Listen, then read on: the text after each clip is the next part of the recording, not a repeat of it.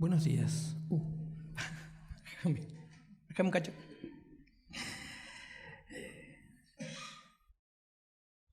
Hoy voy a tener que ser, como la otra vez también, rápido. El tercero de los patriarcas, Jacob, Dios le cambia el nombre en el capítulo 32 de Génesis.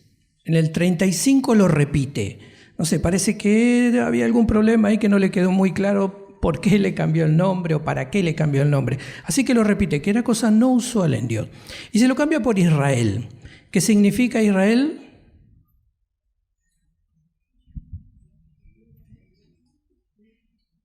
¿Lucha con Dios? ¿Seguro?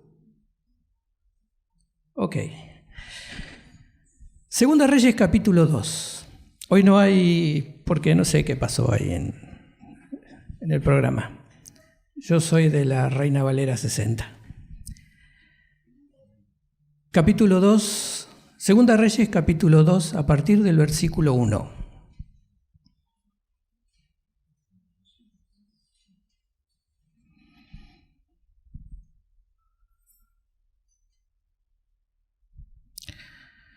Aconteció que cuando quiso Jehová alzar a Elías en un torbellino al cielo, Elías venía con Eliseo de Gilgal. Y dijo Elías a Eliseo: quédate ahora aquí, porque Jehová me ha enviado a Betel. Y Eliseo dijo: vive Jehová, y vive tu alma, que no te dejaré. Descendieron pues a Betel. Y saliendo a Eliseo los hijos de los profetas que estaban en Betel, le dijeron: ¿sabes que Jehová te quitará a tu señor de sobre ti? Y él dijo: sí, yo lo sé, callad. Y Elías le volvió a decir a Eliseo: quédate aquí ahora, porque Jehová me ha enviado a Jericó. Y él dijo: Jehová vive, y vive tu alma, que no te dejaré. Vinieron pues a Jericó. Y se acercaron Eliseo, los hijos de los profetas, que estaban en Jericó, y le dijeron: ¿sabes que Jehová te quitará hoy a tu señor de sobre ti? Él respondió: sí, yo lo sé, callad. Elías le dijo: te ruego que quedes aquí, porque Jehová me ha enviado al Jordán. Y él dijo: vive Jehová, vive tu alma, que no te dejaré. Fueron pues ambos. Y vinieron 50 varones de los hijos de los profetas, y se pararon delante a lo lejos, y ellos dos se pararon junto al Jordán. Tomando entonces Elías su manto, lo dobló y golpeó las aguas, las cuales se apartaron a uno y a otro lado, y pasaron ambos en seco. Cuando habían pasado, Elías dijo a Eliseo: pide lo que quieras que haga por ti, antes que yo sea quitado de ti. Y dijo Eliseo: te ruego que una doble porción de tu espíritu sea sobre mí. Y él le dijo: cosa difícil has pedido. Si me vieres cuando fuere quitado de ti, te será hecho así, mas si no, no. Y aconteció que yendo ellos y hablando, he aquí un carro de fuego con caballos de fuego apartó a los dos, y Elías subió al cielo en un torbellino.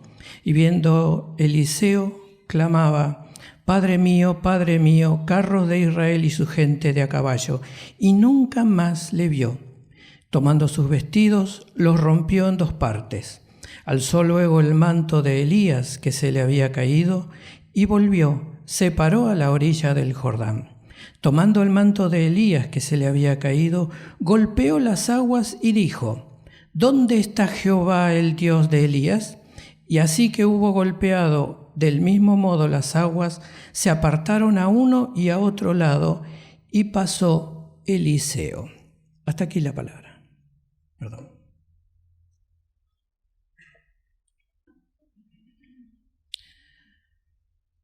En un día normal, cosas atípicas.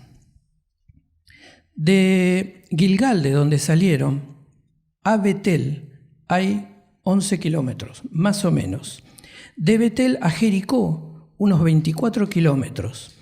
De Jericó al Jordán hay poco más de 9 kilómetros y ahí se pierde la cuenta. No se sabe cuánto hicieron después de pasar el Jordán.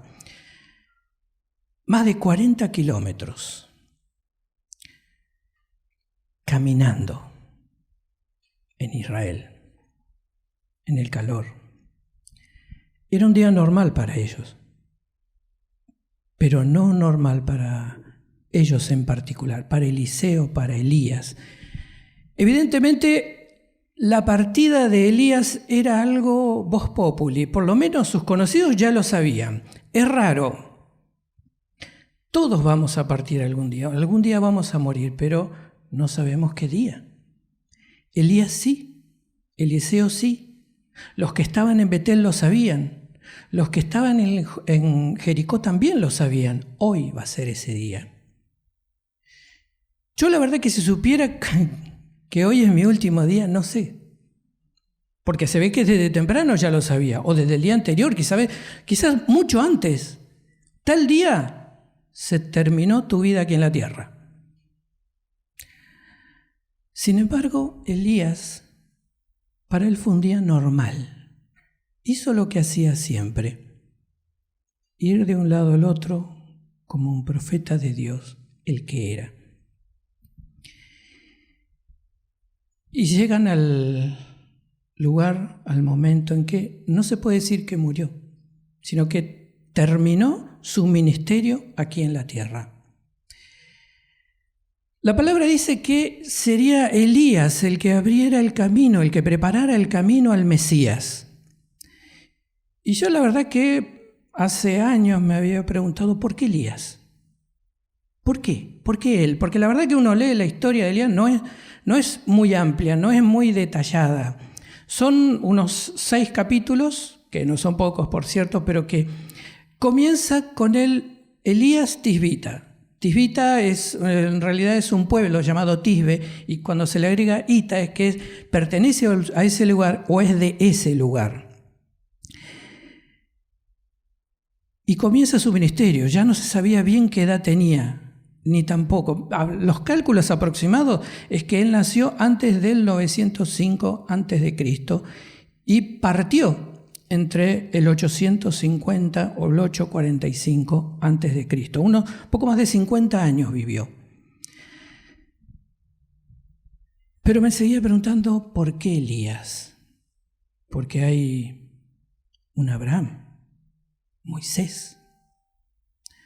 Hombres que no digamos que son mayores que él, pero que tienen una historia. Y Elías se lo conoce como el profeta de fuego, pero en realidad no está en la escritura así escrito. No, se fue apodado recién, ya en el siglo pasado o el antepasado. No está en la escritura. Sin embargo, los otros sí tienen un testimonio de parte de Dios. Abraham, padre de la fe, amigo de Dios. No lo dijo Abraham, lo dijo Dios.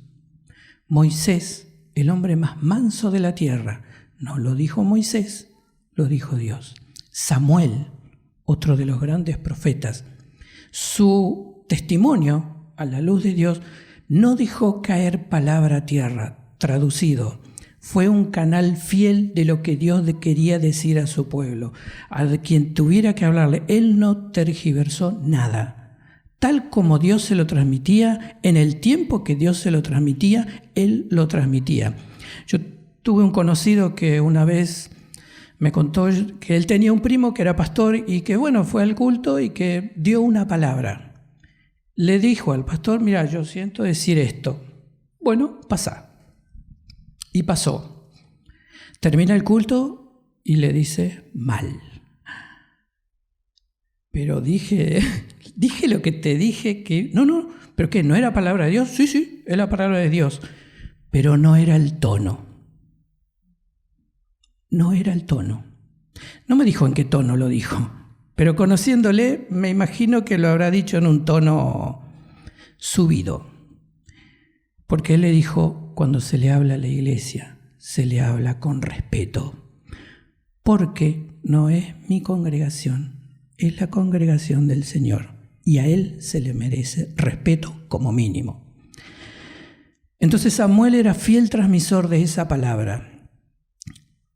Y así otros que tenía. Y yo seguía diciendo, ¿por qué Elías? Tiene ciertas similitudes o cosas con otros profetas o hombres de las Escrituras. Por ejemplo, cuando se dice alzar, en el capítulo 1, cuando dice alzar, cuando lo quieren levantar, cuando lo quieren levantar el Señor, esa palabra que está traducido como llevar, es una palabra genérica. Está más de 1000 veces en todo el Antiguo Testamento, pero solo aparece 3 veces con una connotación determinada, que es cuando lo hace Dios. Una es la que leemos acá en este capítulo, que Dios lo levanta, lo toma, lo arrebata. Incluso la traducción puede ser lo adopta. El otro es con Abraham. Lo tomó de Ur de los Caldeos cuando le da la promesa de la tierra prometida, de un pueblo grande. Abraham aún estaba en Ur de los Caldeos y no tenía nada. Tenía, sí, sus riquezas, sus animales, todo eso, pero faltarían más o menos poco más de 20 años para plantar bandera en la tierra que Dios le prometió. Pasó de largo, fue a Egipto y después cuando volvió de Egipto, ahí se establece Abraham con Lot y todos los que conocen ya la historia. Pasarían más de 20 años. A mí que a veces me gustan las cosas rápidas, bueno, que si es ahora mejor. Bueno, él esperó 20 años, pacientemente. Moisés también fue otro que esperó pacientemente. Y el otro que dije que eran 3 personas a los cuales Dios tomó, que dice tomó. Uno es Elías, el otro es Abraham y el otro es Enoc, que hay pocos versículos en Génesis. Y es una palabra que se utiliza solamente y cuando es de Dios en un carácter absoluto. Eso quiere decir que Él no toma algo, Él toma todo. No por partes, no en cuotas, lo quiere todo, absolutamente todo. Por eso, cuando tomó Elías, cuando tomó Abraham, cuando lo tomó Enoc, tomó todo. Cuando Elías se acerca a su momento, le dice algo a Eliseo: pide lo que quieras. Solo aparecen 5 veces esta frase en la Biblia. 4 son el Nuevo Testamento. La primera es acá. Las otras 4 es Jesús cuando dice: todo lo que pidan en mi nombre, yo lo haré. Todo lo que pidan en mi nombre, mi Padre se los concederá. Las 2 variantes están incluidas entre esas 4. Elías tuvo un parecido a Moisés en algo también. Ambos vieron, conocieron, reconocieron, tuvieron un encuentro con Dios en un lugar llamado Horeb. Moisés en particular es cuando comienza su ministerio o su llamado. Ahí es donde está la zarza ardiendo en el medio de la nada, que en realidad es el monte Sinaí. Horeb es un sector del monte de Sinaí. Y ahí está la zarza. Para el que no conoce una zarza, es un arbusto, tendrá 1,5 metros más o menos, o un poco más. Pero la particularidad que tiene este arbusto es que es de rápida combustión. Y lo que le llamó obviamente a Moisés la atención es que no se consumía, estaba encendido. En Proverbios habla: es en vano como el crepitar de la zarza bajo la olla. La zarza se prende rápido, se prende fuego rápido, pero no produce brasas. O sea que para calentar una pava necesitas un campo entero de zarza para poder calentarla, nada más. Pero no sirve, sirve para arrancar un fuego, pero nada más. No sirve para mantener el fuego, pero ese fuego no se consumía. Entonces le llamó la curiosidad. Moisés se acerca y Dios le habla y le dice: sacate el calzado, estás pisando una tierra santa, porque estás en el lugar santo. Un lugar es santo no por lo que es, sino por quién está en ese lugar. Si Dios no está en ese lugar, es un pedazo de tierra, no mucho más que eso. Yo alguna vez comenté hace poco también, cuando destruyeron el templo, en el lugar santísimo, obviamente debería estar la presencia de Dios. Sin embargo, entraron los romanos y arrasaron con todo. No quedó nada. Y una pregunta fue, ¿por qué pasó? Y Dios ya no estaba ahí hace rato, hace décadas. Ahí ya no estaba. Así que era un lugar, un edificio, eran piedras, y quizás estaba el arca, oro, muy lindo, muy bonito, todo muy agradable, el cortinado, todo eso, pero Dios ya no estaba. Y si Dios no está, eso, si lo ponen como museo, tal vez sirva para algo, pero no está la presencia de Dios. Y Moisés comenzó a conocer la presencia de Dios. Elías también ocurrió ahí en Horeb, sintió la presencia de Dios. Después de tener esa batalla espiritual, por así decirlo, con los profetas de los reyes de turno, y que los manda a matar, él le da como podría decirse, como dice en Santiago, era un hombre sujeto a pasiones, y le agarró como una depresión. Y él fue a esa cueva en Horeb, y allí se quedó. Dios le habla, le dice, ¿qué estás haciendo? ¿Qué haces acá? Como si Dios no lo supiera, pero Él quiere escuchar nuestro corazón a través de nuestros labios. Y le explica por qué está. Bueno, sana mi presencia. Salí. Ante mi presencia salí. En realidad el texto dice, cuando sientas mi presencia, salí. Y ahí pasa el terremoto, el viento fuerte y el silbo apacible. El viento, una brisa suave. Y ahí sale, se cubre y sale. Se cubre y sale y Dios le dice, pobre Elías, pobre muchacho. No le dijo eso. Tenés trabajo, tenés que ungir un rey y a tu sucesor, Eliseo, que está en tal lugar. No le dice, andá y elegí a alguien como tu sucesor. No, es este que está en este lugar y andá y ungilo a él. Pero después le dice, hablando mal y pronto, no sos el último vaso del desierto con agua. Hay 7,000 que no doblaron sus rodillas ni besaron Baales. Traducido, hay 7,000 personas, 7,000 israelitas que no se inclinaron ante Baal, que no adoraron a Baal ni en público ni en privado. Tienen un corazón como el tuyo. No sos el único. Y los tengo y sé dónde están. Creo que si le hubiera dicho, dame los nombres, se los hubiera dado, porque los tiene contados. Si Dios puede contar el cabello del pelo de todos los presentes, eso es un detalle menor, que pueda contar quiénes eran y dónde estaban. Y ahí parte Elías, a seguir con su ministerio. En el Nuevo Testamento se habla de Elías, de que es el que precedería, al Salvador. En su caso, no era Eliseo, no era una reencarnación, era el espíritu de Eliseo. Pero yo decía, no de Eliseo, de Elías. Yo decía, pero ¿por qué él?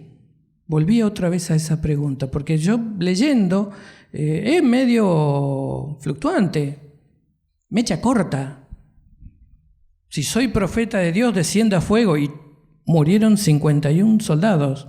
Segunda vez, volvieron 51 soldados otra vez. Si soy profeta de Dios, fuego. Y ahí quedaron. El tercer grupo, ya el jefe era más piola. Dijo, señor profeta, si en algo valora mi vida, qué sé yo, somos sus siervos, no nos mate. Y Dios le dice algo, no temas. Le dice a Elías, no temas. Yo no sé si tuvo temor con los otros 51. No sé, no lo dice la Escritura, pero Dios en ese momento le dice, no temas, anda con ellos.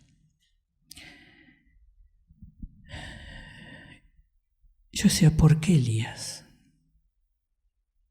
Hay otros. En el capítulo final de Malaquías, los 3 últimos versículos hablan de Moisés y de Elías. Sobre Moisés dice, la palabra que será dada y que será entregada a través que yo le he entregado a mi siervo Moisés. Mi siervo Moisés. Esa palabra mí enfatiza en mío, es mío, no es de otro, no ha servido a otro, ha estado ante mí y ha permanecido ante mí, ha perseverado ante mí, es mío y de nadie más. Y a él le entregué mi palabra. El testimonio, una de las cosas que tiene como testimonio Moisés, que él hizo lo que Dios le dijo, y dice la Escritura, y así lo hizo Moisés. Dios le daba una orden y así lo hizo Moisés. Le daba otra orden y así lo hizo Moisés. No quitaba ni agregaba nada. Los siervos de Dios que están en las Escrituras conocían de la presencia de Dios. Al principio yo les hice una pregunta, o les expliqué sobre Israel, sobre la palabra Israel. ¿Qué significa la palabra Israel o israelita? La palabra Israel en sí no tiene etimología. Se desconoce la etimología. No tiene etimología, entiéndase, porque que se conozca el significado de esa palabra en forma anterior, que lo hayan usado en otra cultura, en otro lenguaje. Muchas de las palabras que se utilizan en el arameo o en el hebreo tienen raíces en otras culturas, pero se conoce su origen y el significado, y se da eso detallado, pero Israel no está. Acá, en la historia de la humanidad, en el capítulo 32, Dios hace esa palabra y lo llama. Y le pone, peleaste con Dios y con los hombres. Yo no sé en mi entendimiento de la palabra pelea, no entra esto. Una pelea no es algo agradable, no es algo relativamente bueno, por lo menos el concepto cultural que uno tiene. La palabra pelea en este idioma, en su etimología, significa, en sí se lo traduce como pelea, lucha, batalla, pero no es una batalla, como quien diría, a muerte. Tiene más relación esta palabra con lo que nosotros entenderíamos como un debate. ¿Una charla? Yo pongo lo que yo creo y el otro pone lo que él cree y de ahí sacamos algo en conclusión. Lo que sucede es que del otro lado no está un par mío. El tema de la etimología de esa palabra también quiere decir que pelea, y aun cuando termina esa pelea o esa discusión o ese debate, queda y acepta las consecuencias y las conclusiones que sacan de ese debate o de esa pelea. No se va, se queda. Pero no queda ahí el tema de Israel. La palabra en Romanos 9 dice, no todo nacido de Israel es israelita. Ita, como dije antes, da pertenencia a algo o a alguien. La palabra él es un genérico, significa Dios. Y no solo en el hebreo, sino en muchos otros lenguajes semíticos. Significa Dios. Pero la palabra Isra tiene 2 traducciones. De hecho, hay una H que no se escribe. Entre la S y la R hay una H. Se despeja esa H porque no se pronuncia ni sirve, tanto en cualquier idioma se lo saca.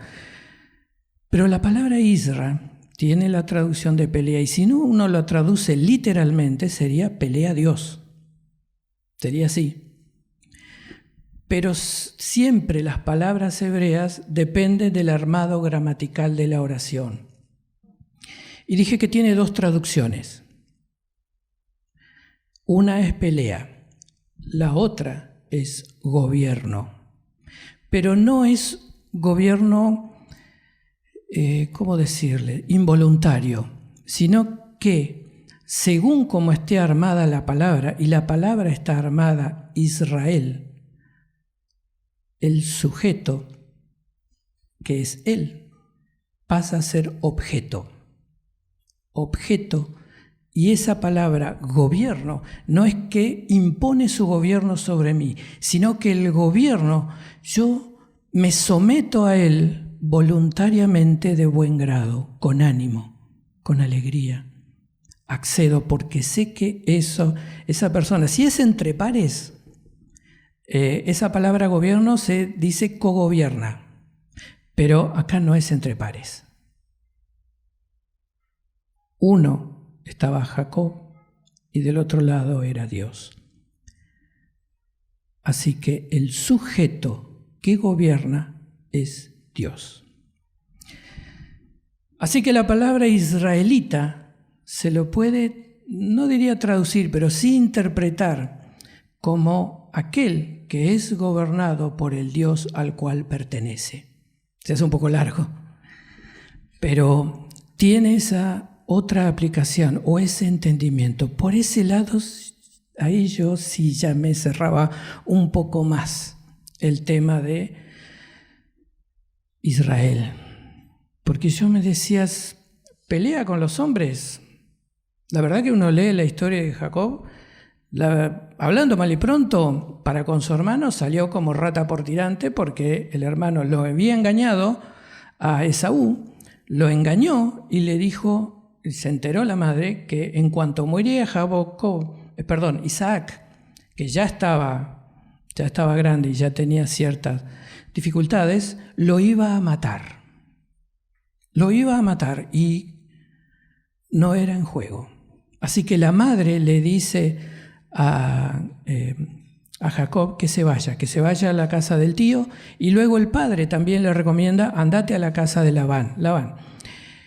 Así que una victoria no me da pinta de una buena pelea. Y en lo de Labán pasó otro tanto. Quiere casarse. ¿Y qué pasó? Bueno, tenés que servirme 7 años. Cuando llega el momento, sirvió 7 años, ¿qué pasó? Le entregó la otra hija que él no había pedido. No, acá es una costumbre que primero la hija mayor y después la menor. Tuvo que estar 14 años. No me transmite mucha pelea eso. Sin embargo, Dios le puso por nombre Israel. Que aunque aparentemente pareciera que no le quedaba claro, Él se lo vuelve a repetir en el capítulo 35 de Génesis. Tu nombre es Israel, el que pelea con Dios y los hombres y prevalece, el que es gobernado por Dios. Ahí sí me cierro un poco más, ya que Abraham, Moisés, Enoc, que dice la palabra que caminó con Dios. Y dice, no es que Dios caminó con Enoc, sino que Dios caminó con Enoc al ritmo de Dios. Esa es la traducción aproximada o la interpretación de esa frase, que Enoc caminó con Dios al ritmo que Dios tenía, que Dios le marcaba, que para donde tenía que ir, él iba. Y hay muchos siervos de Dios que lo aprendieron, que aprendieron a rendir su gobierno, a saber a quién pertenecen, a saber que en esa cruz estaba la redención. Si bien ellos, los que precedieron a Juan el Bautista, no supieron nada, pero sí tenían la fe en el Mesías que había de venir. ¿Quién gobierna mi vida? ¿A quién le entrego mi gobierno? ¿A quién le entrego? ¿A quién le dejo gobernar mi vida? Eso es la decisión de cada uno. Nuestra vida está llena de decisiones y uno debe aprender a vivir con esas decisiones, las consecuencias de esas decisiones, y en base a esas decisiones habrán consecuencias y uno debe vivir con ellas y formar dentro de lo que es la palabra de Dios. Muchos de estos siervos de Dios no tuvieron. Elías no sé qué parte de la Biblia tenía, no lo sé. En aquel entonces estaba solo el Pentateuco, pero no sé si lo habrá leído una vez. Lo que sí tengo claro es que él conocía la presencia de Dios, de una relación con Dios. Por eso en Malaquías al final dice, la palabra de Dios dada a Moisés y a Elías, la relación que uno debe tener. Son dos cosas, conocimiento de la palabra y relación con Dios. Eso nos lleva hacia un gobierno de Dios, nos deja que Él sea gobernador o rey de nuestra vida, para que Él nos gobierne y que podamos glorificar su nombre en todo momento. Yo no sé si hay alguno que ha podido decir, pedime lo que quieras. Moisés no lo dijo.